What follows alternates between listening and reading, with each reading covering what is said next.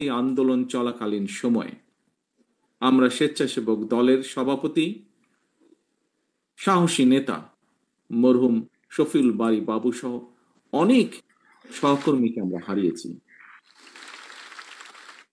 অনেক সহকর্মী বিভিন্নভাবে শারীরিকভাবে ক্ষতিগ্রস্তের শিকার হয়েছেন। আমি আল্লাহর দরবারে শহীদদের আত্মার মাগফিরাত কামনা করছি। যারা বিভিন্নভাবে শারীরিকভাবে ক্ষতিগ্রস্ত হয়েছেন, অসুস্থ হয়েছেন, তাদের সুস্থতা কামনা করছি। প্রিয় উপস্থিতি, সম্মানিত নেতৃবৃন্দ, প্রিয় সহকর্মীবৃন্দ, আমার বিশ্বাস এবং দায়িত্বের জায়গা থেকে আমি প্রায় বলে থাকি একটি কথা। বিভিন্ন বক্তব্যে আমি সেই কথাটি তুলে ধরার চেষ্টা করেছি। 1971 সালে বাংলাদেশের 71 সাল ছিল বাংলাদেশের স্বাধীনতা অর্জনের যুদ্ধ। 2024 সাল 1971 সালে সেই স্বাধীনতা যাতে আমরা অর্জন করেছি, সেই স্বাধীনতা রক্ষার যুদ্ধ ছিল 2024 সাল। এর বাইরেও আমরা বলতে পারি দেশের 54 বছরের ফ্যাসিবাদ স্বৈরাচারের বিরুদ্ধে প্রতিটি গণতান্ত্রিক আন্দোলন সংগ্রামে যারা শহীদ হয়েছেন গত 54 বছরে, তাদের এই আত্মত্যাগের প্রতিদান সম্ভব নয়, প্রতিদান দেওয়া সম্ভব নয়। এই সকল বীর শহীদদের কাছে আমরা যারা বেঁচে রয়েছি সহ সমগ্র বাংলাদেশ ঋণী। হাজারো শহীদদের আত্মত্যাগের বিনিময়ে ইতিহাসের নৃশংসতম এক ফ্যাসিস্টের পতন এবং পলায়নের পর এখন ফ্যাসিবাদ বিরোধী গণতান্ত্রিক শক্তির নিজেদের মধ্যে নিত্য নতুন ইস্যু নিয়ে অহেতুক বিতর্কে লিপ্ত হওয়া শহীদদের আত্মত্যাগের প্রতি অবমাননার শামিল বলে একজন রাজনৈতিক কর্মী হিসাবে আমি মনে করি। বরং সকল শহীদদের কাঙ্ক্ষিত ইনসাফ ভিত্তিক একটি গণতান্ত্রিক বাংলাদেশ প্রতিষ্ঠার মাধ্যমে সেই শহীদদের রক্তের ঋণ এবং যারা বিভিন্নভাবে শারীরিকভাবে ক্ষতিগ্রস্ত হয়েছেন তাদের সেই আত্মত্যাগের ঋণ পরিশোধ করার এখন সময়ের দাবি বলে আমি বিশ্বাস করি। স্বেচ্ছাসেবক দলের প্রিয় ভাই ও বোনেরা, দূর গ্রামের যেই ছেলেটি কিংবা যে মেয়েটি যার হয়তো এখনো রাজধানীতেও আসার প্রয়োজন পড়েনি বা আসেনি, কিংবা আমরা শহর অথবা গ্রাম যারা যেখানেই বসবাস করি না কেন, তথ্য প্রযুক্তির অবাধ প্রবাহের কারণে সমগ্র বিশ্ব এখন, যেমন আজকে আমি আপনাদের সামনে এখানে উপস্থিত আছি তথ্য প্রযুক্তির কারণে, সমগ্র বিশ্ব এখন সবার হাতের মুঠোয়। এবং এর কারণেই জ্ঞান বিজ্ঞানের বলা যায় প্রায় সকল দ্বার উন্মুক্ত। সবার সামনেই বিশ্ব নাগরিক হয়ে ওঠার একটা সুযোগ এবং সম্ভাবনা কিন্তু বিদ্যমান তথ্য প্রযুক্তির কারণে। আমি মনে করি আমাদের জনগণের সামনে, বিশেষ করে আমাদের তরুণ সমাজের সামনে, আমাদের তারুণ্যের সামনে সাফল্য এবং সম্ভাবনার পথ সুগম, এবং এই পথটিকে আরো সুগম করে দেওয়াটাই হচ্ছে একজন রাজনৈতিক কর্মী হিসাবে এই মুহূর্তে আমার এবং আপনার এবং আমাদের সকলের প্রধান কর্তব্য। প্রিয় সহকর্মীবৃন্দ, প্রতিটি মা, প্রতিটি বাবা তার সন্তান স্বজনের জন্য একটি নিশ্চিন্ত নিরাপদ ভবিষ্যৎ দেখতে চান, রেখে যেতে চান। প্রতিটি বাবা বা মায়ের চাওয়া পাওয়া কিংবা প্রত্যাশা পূরণের লক্ষ্য নিয়েই আমাদের প্রিয় দল বাংলাদেশ জাতীয়তাবাদী দল আগামী দিনের সকল রাজনৈতিক পরিকল্পনা এবং কর্মসূচি গ্রহণ করছি বা পরিকল্পনা সাজাচ্ছি আমরা। কারণ বিএনপি মনে করে বর্তমান এবং ভবিষ্যৎ প্রজন্মের সামনে একটি নিরাপদ ভবিষ্যৎ নিশ্চিত করতে চাইলে অবশ্যই আমাদেরকে প্রচলিত ধারার রাজনীতি থেকে বেরিয়ে আসতে হবে। এখানে একজন বক্তা উল্লেখ করেছেন প্রতিশোধ, প্রতিহিংসা। ইয়েস, প্রতিরোধ, প্রতিহিংসা কিংবা কথামালার রাজনীতির পরিবর্তে বাস্তবধর্মী পরিকল্পনা গ্রহণ এবং বাস্তবায়নের মাধ্যমে প্রচলিত রাজনীতির ধারার গুণগত পরিবর্তন ঘটাতে হবে। প্রিয় সহকর্মীবৃন্দ, বর্তমানে সমগ্র বিশ্ব আর্টিফিশিয়াল ইন্টেলিজেন্সের যুগে প্রবেশ করছে। এই সময়ের চ্যালেঞ্জ মোকাবেলায় কিন্তু আমাদের পিছিয়ে থাকার কোন রকম সুযোগ নেই। এই সময়ের চাহিদার দিকে লক্ষ্য রেখে বিএনপি ইতিমধ্যেই বিভিন্ন সেক্টরকে চিহ্নিত করে সুনির্দিষ্ট এবং সুচিন্তিত পরিকল্পনা বা পলিসি নির্ধারণ করছে। শিক্ষার্থীরা স্কুল, কলেজ কিংবা বিশ্ববিদ্যালয়ে পড়াশোনা শেষ করার পর অথবা একাডেমিক শিক্ষার যে কোনো পর্যায়ে বিভিন্ন কারণে, পারিবারিক বা সামাজিক বিভিন্ন কারণে, আমাদের দেশে যেটা অনেক ক্ষেত্রেই হয়ে থাকে, কোনো কারণে ড্রপ আউট হলে একজন শিক্ষার্থীকে আর যাতে বেকার জীবন কাটাতে না হয় অথবা বেকারের অভিশাপের মধ্যে বেশি দিন কাটাতে না হয়, সেই পরিকল্পনাকে সামনে রেখেই শিক্ষা কারিকুলামে স্কুল পর্যায় থেকে বিশ্ববিদ্যালয় পর্যায় পর্যন্ত অন্তত একাডেমিক স্টাডির পাশাপাশি ব্যবহারিক এবং কারিগরি শিক্ষা অন্তর্ভুক্ত করার পরিকল্পনা বা সিদ্ধান্ত আমরা গ্রহণ করেছি বিএনপির পরিকল্পনার মধ্যে। বর্তমান এবং ভবিষ্যৎ প্রজন্মকে আজ এবং আগামী দিনের প্রতিযোগিতায় যোগ্যতম হিসাবে গড়ে তোলার লক্ষ্যে বিএনপির উদ্যোগে ইতিমধ্যেই একটি শিক্ষা বিশেষজ্ঞ টিম শিক্ষা কারিকুলাম আধুনিক বা মডার্নাইজ এর প্রস্তাব এবং পদ্ধতি নিয়ে কাজ করছে। এই টিমের মধ্যে আমাদের দলের যারা এই ব্যাপারে এক্সপার্ট তারা যেমন আছেন, একইভাবে এ ব্যাপারে বেশ কয়েকজন বিশেষজ্ঞ কাজ করছেন যারা হয়তো আমাদের দলের সদস্যও নন, কিন্তু তারা দেশের জন্য কন্ট্রিবিউট করতে চান, এরকম মানুষ কাজ করছেন।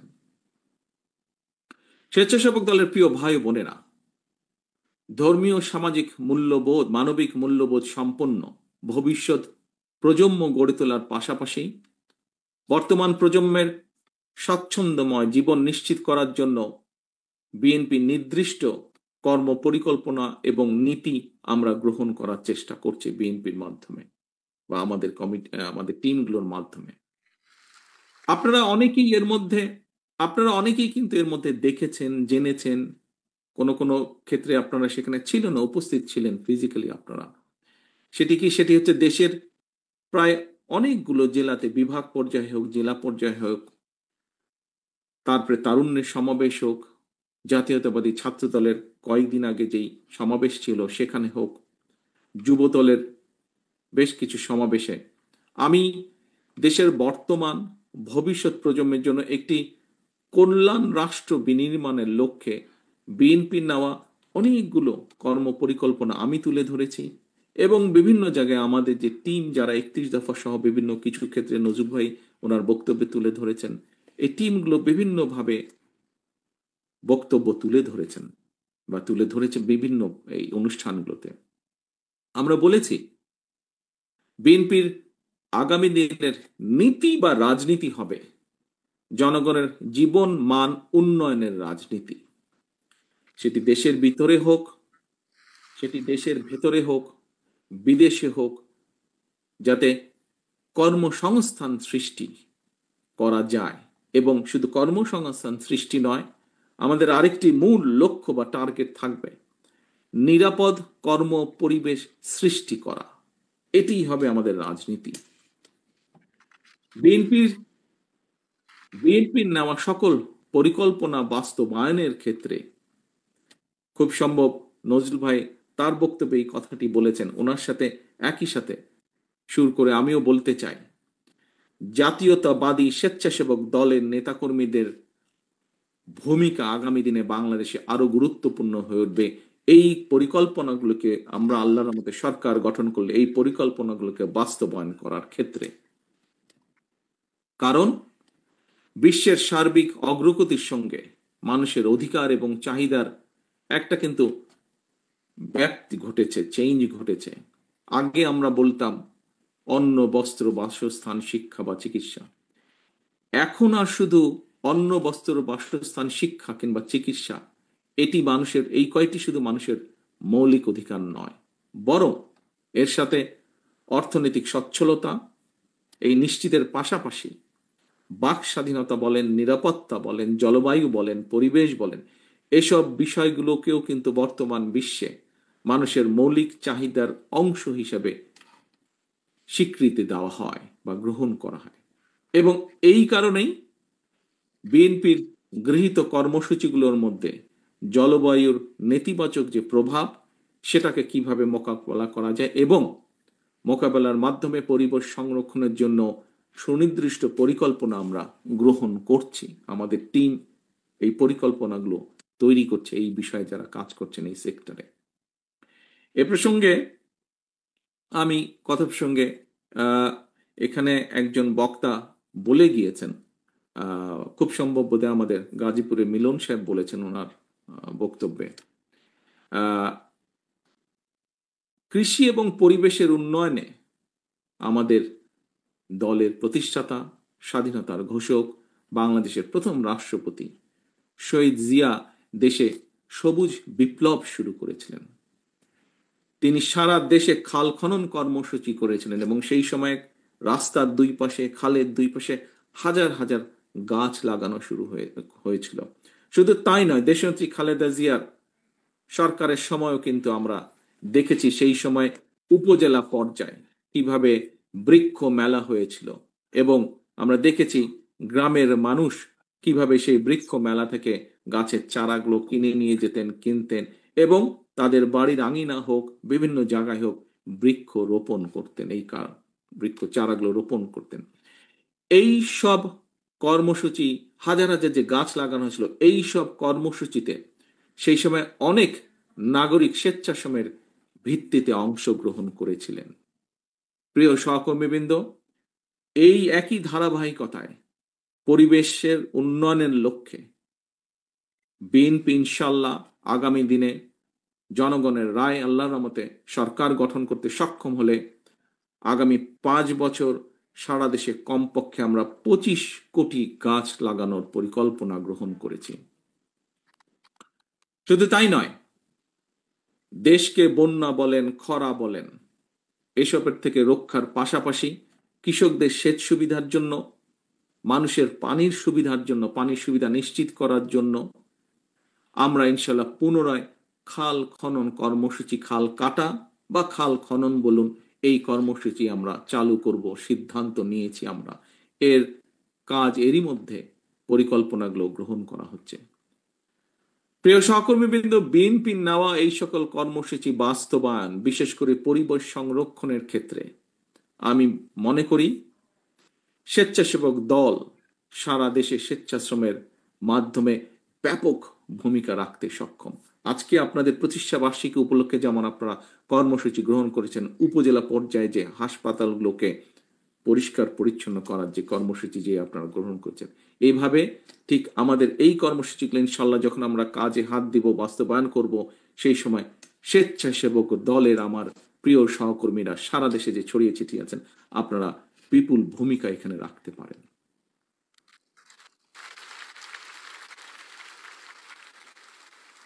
প্রিয় ভাই বোনেরা, হাজারো শহীদের রক্তের বিনিময় ফ্যাসিবাদ মুক্ত বাংলাদেশে বর্তমান অন্তর্বর্তীকালীন সরকার আগামী ফেব্রুয়ারি মাসে জাতীয় নির্বাচন অনুষ্ঠানের সম্ভাব্য সময় নির্ধারণ করেছে বা এরকম একটি ঘোষণা তারা দিয়েছেন।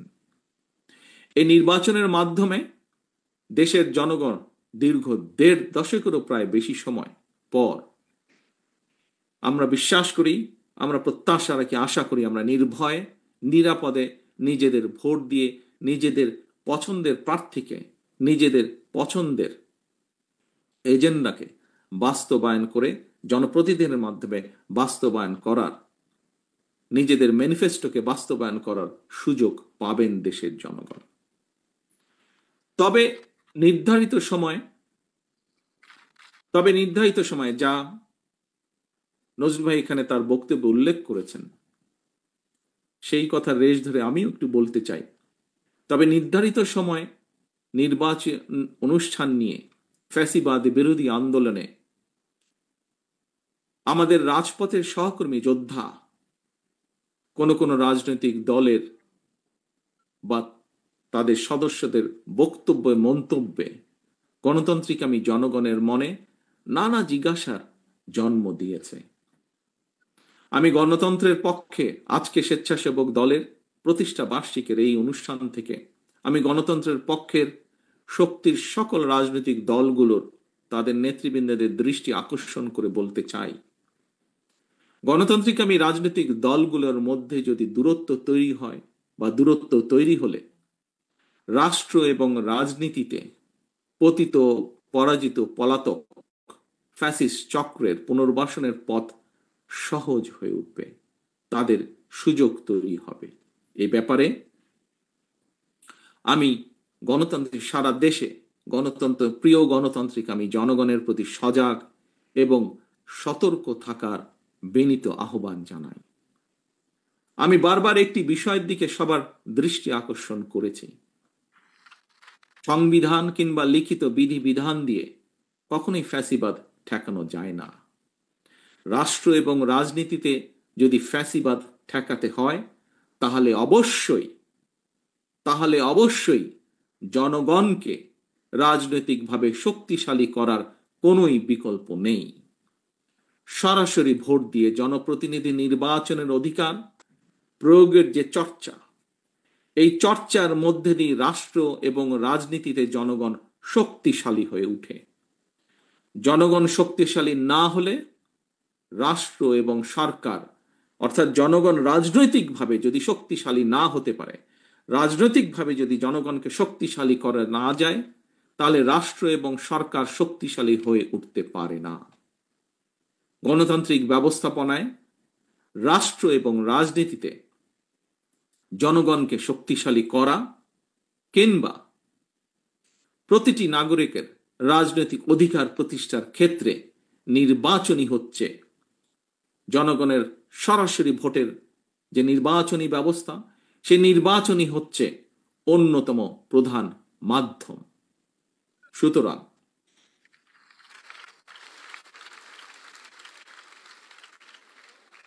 সুতরাং নানা রকম উপায় বা শর্ত আরোপ করে জনগণের রাজনৈতিক অধিকার প্রতিষ্ঠার পথে যদি বাধা সৃষ্টি হয়, তাহলে অবশ্যই গণতন্ত্রের উত্তরণের পথ সংকটে পড়বে। প্রিয় সহকর্মীবৃন্দ, প্রিয় সকল রাজনৈতিক দলের সহকর্মীবৃন্দ, আন্দোলনের সহকর্মীবৃন্দ, আমাদের মনে রাখা দরকার, মনে করা প্রয়োজন, স্বৈরাচারী শাসনের সময় আমরা কেউই, প্রত্যেকটি গণতান্ত্রিক রাজনৈতিক কর্মী, প্রত্যেকটি বিরোধী দলীয় কর্মী কেউ নিরাপদে ছিল না, কারো পরিবার নিরাপদে ছিল না। যদি গণতন্ত্রের উত্তরণের পথ সংকটে পড়ে,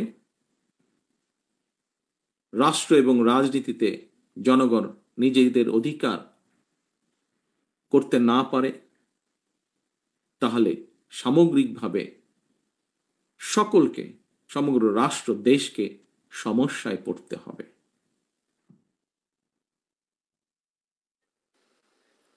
প্রিয় সহকর্মীবৃন্দ, আমাদের মনে রাখা দরকার, রাষ্ট্র এবং রাজনীতিতে জনগণ নিজেদের অধিকার প্রতিষ্ঠার জন্যই ফ্যাসিবাদ বা স্বৈরাচারের অবসান ঘটিয়েছে রাজপথে নেমে আসার মাধ্যমে। 2024 সালের 5ই আগস্ট। প্রিয় উপস্থিতিবৃন্দ, সম্মানিত নেতৃবৃন্দ, জনগণের সরাসরি ভোটে জনগণের সমর্থন নিয়ে রাষ্ট্র পরিচালনার দায়িত্ব পেলে দেশ এবং জনগণের কল্যাণে বিএনপির নেওয়া পরিকল্পনাগুলোর দ্রুত বাস্তবায়ন সম্ভব। সুতরাং আসন্ন জাতীয় নির্বাচনে বা নির্বাচনকে সামনে রেখে আপনারা দেশের সর্বস্তরের জনগণের কাছে বিএনপির যে পরিকল্পনাগুলো আমি আপনাদের সামনে, নেতৃবৃন্দ আপনাদের সামনে তুলে ধরেছে, সেই পরিকল্পনাগুলো আপনারা জনগণের সামনে তুলে ধরুন। বিএনপি বিশ্বাস করে জনগণই বিএনপির সকল রাজনৈতিক ক্ষমতার উৎস। প্রিয় ভাই বোনেরা, প্রিয় সহকর্মীবৃন্দ, প্রিয় নেতৃবৃন্দ, সমগ্র দেশে ছড়িয়ে ছিটিয়ে থাকা সমগ্র দেশে শহীদ জিয়া এবং দেশনেত্রী খালেদা জিয়ার সৈনিকগণ, আসুন আমরা সকলে জনগণের সামনে দাঁড়াই। জনগণকে সাথে নিয়ে আমরা জনগণকে বলি, ভোট দিলে ধানের শীষে, দেশ গড়ব মিলেমিশে।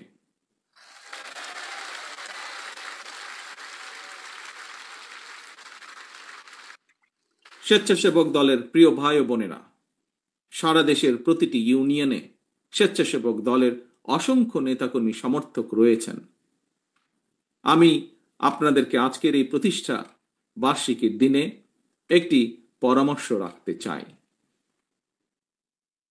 স্বেচ্ছাশ্রমের ভিত্তিতে আজ আপনারা সারা দেশের উপজেলা পর্যায়ে যে হাসপাতালগুলোতে যে অভিযানটি আপনারা করছেন, যে কাজটি আপনারা করছেন, স্বেচ্ছাশ্রমের ভিত্তিতে আপনারা পরিবেশ রক্ষায় পরিচ্ছন্নতা অভিযান কার্যক্রমের জন্য সারা দেশে ইউনিয়ন ভিত্তিক একটি কর্ম পরিকল্পনা তৈরি করা যায় কিনা বিষয়টি বিবেচনা করে দেখবেন।